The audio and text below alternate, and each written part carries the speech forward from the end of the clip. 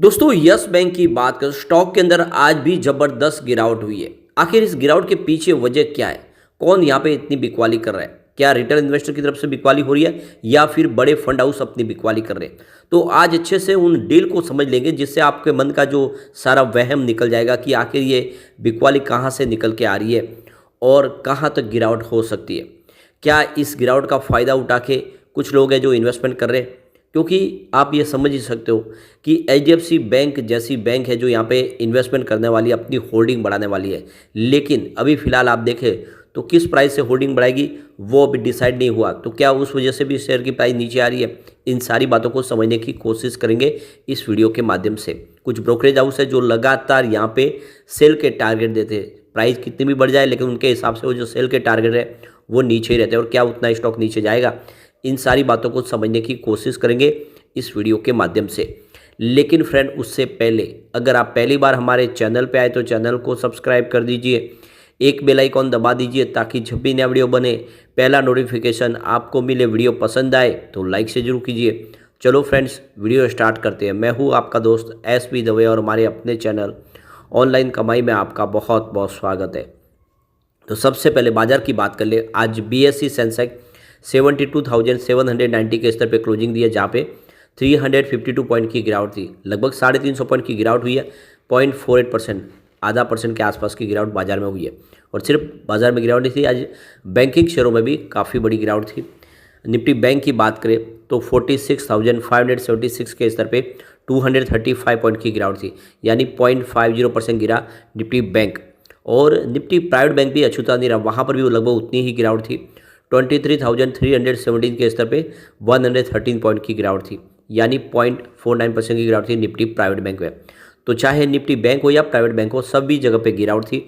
उसकी वजह से भी यहाँ पे यस बैंक में हमें दबाव देखने को मिला। अब यहाँ पे एफआई और डीआई दोनों ही आज बाजार में बिकवाल थे।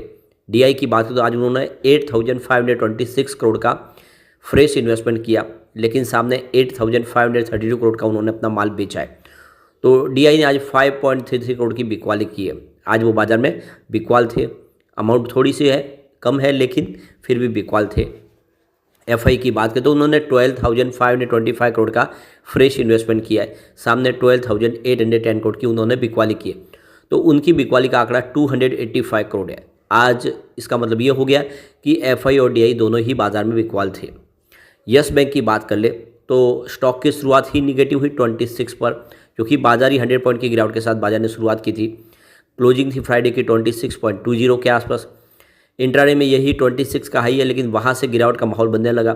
25.10 का लो बन गया। अंत में क्लोजिंग 25.25 के आसपास रही, जहाँ पे 3.63% की गिरावट थी। काफ़ी बड़ी गिरावट हुई है। वॉल्यूम आज थोड़ा सा कम था। पिछले एक महीने पहले इसका 64 करोड़ का वॉल्यूम था, 19 करोड़ की डिलीवरी उठाएगी। 1 वीक पहले 53 करोड़ का वॉल्यूम हुआ, 20 करोड़ की डिलीवरी उठाएगी। और फ्राइडे को 41 करोड़ का वॉल्यूम हुआ था, 14 करोड़ डिलीवरी बेस काम हुआ। और आज 33 करोड़ का वॉल्यूम हुआ। नहीं, वॉल्यूम थोड़ा सा आपको कम होता दिखा देगा। इससे एक बात समझ में आ रही है कि इस समय जो बड़े फंड हाउस है वो इस पैनिक सेलिंग में बिल्कुल हिस्सा नहीं ले रहे और उनकी तरफ से कोई बिकवाली नहीं हो रही है। ये क्लियरली समझ में आ रहा है, क्योंकि इतनी बड़ी गिरावट में वॉल्यूम कम होने इसका मतलब है कि बड़े फंड हाउस फिलहाल वेट कर रहे हैं। वो इस समय इस गिरावट में रेस में खड़े नहीं होना चाहते, वो यहाँ पे बिकवाली नहीं करना चाहते। पूरे बाजार में वॉल्यूम के मामले में फिर भी आज यस बैंक नंबर 2 पे था। और आप देख सकते हो कि ये जो गिरावट का माहौल बना इसके पीछे वजह है गोल्डमैन सैच की तरफ से जो रेटिंग है डाउनग्रेड कर दी गई है यस बैंक की, और तब से पूरा माहौल बदल गया है। तो यहाँ पे उन्होंने सेल की रेटिंग दे दी है। तो कुल मिला के देख सकते हो कि लगातार जो ब्रोकरेज हाउस है वो यहाँ पे रेटिंग सेल की दे रही। इससे पहले कोटक ने भी सेल की रेटिंग दी थी, और अब की बार इन्होंने जो इसकी जो सेल की रेटिंग देके प्राइस भी 16 रुपये के आसपास बता दिया, यानी काफ़ी नीचे करंट लेवल से उनके हिसाब से 30 से 40% की गिरावट हो सकती है। और इस वजह से पूरा माहौल थोड़ा सा निगेटिव बना है। रिटेल इन्वेस्टर इस ट्रैप में फंसी जाते हैं, बड़े फंड हाउस फंसे कि नहीं फंसे। अब यहाँ पे मार्केट एक्सपर्ट क्या कह रहे हैं, चार्ट पैटर्न में वीक दिखाई दे रहा है। स्टॉक ऊपर के लेवल से 23% ऑलरेडी गिर चुका है। अब आप देख सकते हो स्टॉक फिलहाल 5 डे, 10 डे, 20 डे और 30 डे मूविंग एवरेज से नीचे है, लेकिन 50 डे, 100 डे, 150 डे और 200 डे मूविंग एवरेज से ऊपर ट्रेड करता हुआ दिखाई दे रहा है। यहाँ पे टेक्निकल चार्ट पैटर्न पे स्टॉक वीक दिखाई दे रहा है। 23 का इसका एक मेजर सपोर्ट दिखाई दे रहा है। डीआरएस फिनवेस्ट के रवि सिंह का कहना है कि स्टॉक में इस समय कुछ गिरावट का माहौल बन रहा है। लेकिन ये 23 तक स्लिप में जा सकता है और इसका जो नज़दीक का रेजिस्टेंस है वो 27 का है। तो 27 के रेजिस्टेंस के साथ इसमें आप ध्यान से इसमें बने रह सकते हैं। 23 का इसको एक सपोर्ट समझ सकते हैं आप। अब यहाँ पे प्रभुदास लीलाधर की तरफ से जो कहा गया है उनके हिसाब से स्टॉक प्रेशर में दिखाई दे रहा है, इसमें करेक्शन दिखाई दे रहा है, काफ़ी तेज़ी से स्टॉक दौड़ा, लगभग कह सकते हैं कि डबल हुआ है। 16-17 से दौड़ना शुरू हुआ था तो ये स्टॉक आप देख लो कि लगभग डबल हुआ उस लेवल से। और अब यहाँ पे जो इसका सपोर्ट लेवल है वो 24.60 का है। ये सपोर्ट टूटा तो फिर 22 के सपोर्ट पे स्टॉक जाता हुआ दिखाई देगा। टिप्स टू ट्रेड के AR रामचंद्रन के हिसाब से भी देखें तो इसका एक स्ट्रॉन्ग रेजिस्टेंस 27.35 का है और सपोर्ट लेवल 23 का है। ये 23 का सपोर्ट भी टूटा तो स्टॉक 20 तक जा सकता है। यानी कुल मिला के यहाँ पे वीकनेस की संभावना दिखाई दे रही है ब्रोकेज हाउस के हिसाब से। अब उन डील की तरफ चलते हैं जिसकी वजह से हमें समझ में आएगा कि आखिर बिकवाली कहाँ पे हो रही है। तो यहाँ पे डील तो बहुत सारी हुई, लेकिन हम 20 लाख के ऊपर जो शेयरों की डील हुई है उन्हीं को डिस्कस करेंगे। तो सुबह 9:15 पर 25.65 की प्राइस से 28,91,000 शेयरों की एक बड़ी बिकवाली हुई। फिर 10:29 पर 25.30 की प्राइस से 23,69,000 शेयरों की एक खरीदारी हुई। उसके बाद 11:20 पर 25.20 की प्राइस से 20,27,000 शेयरों की एक बिकवाली हुई। उसके बाद 12:04 पर 25.15 की प्राइस से 33,72,000 शेयरों की एक शानदार खरीदारी हुई।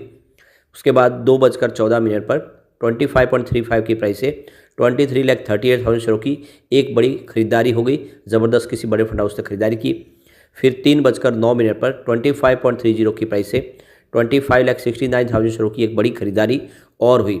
फिर उसके बाद 3:10 पर 25.35 की प्राइस से 36,30,000 शेयरों की बम्पर खरीदारी हुई। तो उसके बाद 3:17 पर 25.20 की प्राइस से 20,80,000 शेयरों की एक बड़ी खरीदारी और हुई। तो ये क्लियरली आप समझ ही सकते हो कि आज जम के खरीदारी की गई बड़े फंड हाउस की तरफ से इस गिरावट का फ़ायदा उठा के। बिकवाली मात्र 2 है लेकिन खरीदारी की डील बहुत ज़्यादा है और इस गिरावट का फ़ायदा जिस तरह से उठा के बड़े फंड हाउस खरीदारी करे, यह एक तरह से रिटेल इन्वेस्टर को फंसाने का ट्रैप दिखाई दे रहा है। एक तरफ तो आप सेल के टारगेट दिखा दो और दूसरी तरफ नीचे जैसे शेयर आए जम के खरीदारी शुरू कर दो। और आज की डील यही इशारा करी है कि आज इस बड़े फंड हाउस ने आज जम के खरीदारी किया। किसी तरह से कोई बिकवाली नहीं है, सारी बिकवाली रिटेल इन्वेस्टर की तरफ से हो रही है। रिटेल इन्वेस्टर को इस लेवल पर फंसाया जा रहा है। तो यहाँ पे आपको इस स्टॉक में बने रहना है क्योंकि कितनी भी कोशिश करे मजबूत स्टॉक को कोई रोक नहीं पाएगा। इसमें फिर से एक शानदार तेजी की संभावना बनेगी और स्टॉक रॉकेट की गति से दौड़ेगा जरूर। अब एक बार पिवट लेवल के माध्यम से समझ लेते हैं। तो यहाँ से अगर गिरावट होती है तो 24 का पहला सपोर्ट है, ये सपोर्ट टूटा तो स्टॉक 22 तक जा दिखाई देगा। गिरावट और हुई तो 20 तक जाने की संभावना है। तो देख सकते हो कि बड़ी गिरावट का माहौल बन जाता है तो 20 तक जाएगा, वैसे नीचे इतना आने की संभावना नहीं है। अब पॉजिटिव माहौल बना तो 28 का फर्स्ट रेजिस्टेंस है, इसको पार कर लिया तो स्टॉक आपको 30 तक जाता हुआ दिखाई देगा। और एक बार 30 को पार कर तो एकदम फ्रेश नई हाई बनती हुई दिखाई देगी, स्टॉक 31 तक जाएगा। तो बिल्कुल आपको बने रहना है। यस बैंक बहुत मजबूत है और आने वाले समय ये आपको मालामाल कर देगा। और ये जो ब्रोकेज हाउस है जो लगातार सेल के टारगेट है उनकी बातों में आपको नहीं आना चाहिए। लेकिन फ्रेंड, कोई भी इन्वेस्टमेंट करने से पहले अपने फाइनेंशियल एडवाइजर से बड़े ले ले या अपना खुद का रिसर्च करें, क्योंकि मैंने वीडियो आपके एजुकेशनल पर्पज़ के लिए ही बनाया। वीडियो पसंद आए तो लाइक शेयर जरूर कीजिए और चैनल को सब्सक्राइब कर दीजिए। Thank you friends.